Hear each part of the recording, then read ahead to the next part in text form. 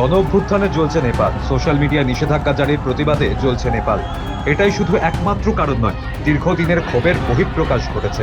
সরকারের বিরুদ্ধে ছাত্র যুবর রোষ আছড়ে পড়েছে দিকে দিকে। আক্রান্ত হয়েছেন মন্ত্রীরা, রাষ্ট্রপতি ভবনে আগুন ধরিয়ে দেওয়া হয়।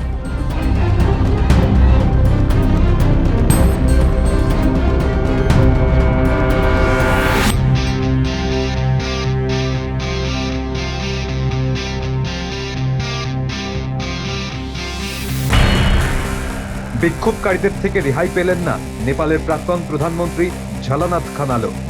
তার বাসভবনে আগুন ধরিয়ে দেওয়া হয়, আর সেই আগুনে পুড়ে এখন মৃত্যুর সঙ্গে পাঞ্জা লড়ছেন খানালের স্ত্রী রাজ্যলক্ষ্মী চিত্রকর।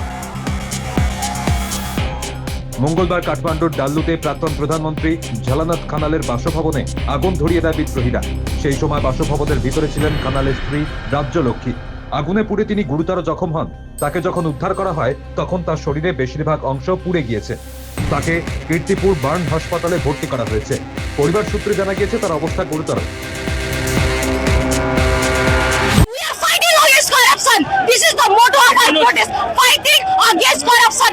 हत्यारा सरकार, नेपाल हत्यारा सरकार, विद्यार्थी मार्ने देशको नागरिकमा यो सत्ता ढल्नु पर्छ, नयाँ सत्ता आउनु पर्छ, युवाहरू उठ्नु पर्छ। अब युवाहरू उठ्नु। প্রসঙ্গত বছর 75-এ খানাল 2011 সালের ফেব্রুয়ারি থেকে ওই বছরের আগস্ট পর্যন্ত প্রধানমন্ত্রী ছিলেন। তবে শুধু খানালের বাসভবনে আগুন ধরানো নয়, এদিন একই পরিণতি হয়েছে সেদেশের প্রাক্তন প্রধানমন্ত্রী প্রচণ্ডের বাড়িরও।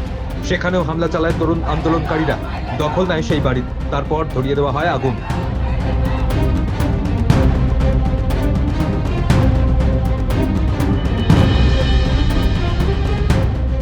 আবার রাষ্ট্রপতি ভবনেও এদিন আগুন ধরানো হয়।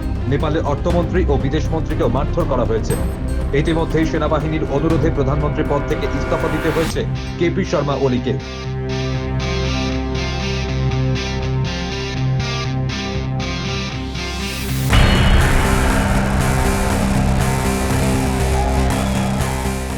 আর প্রধানমন্ত্রী পদে কেপি শর্মা ওলি ইস্তফা দিতেই কাঠমান্ডুর রাস্তায় এদিন উল্লাসে মেতে ওঠেন বিদ্রোহীরা।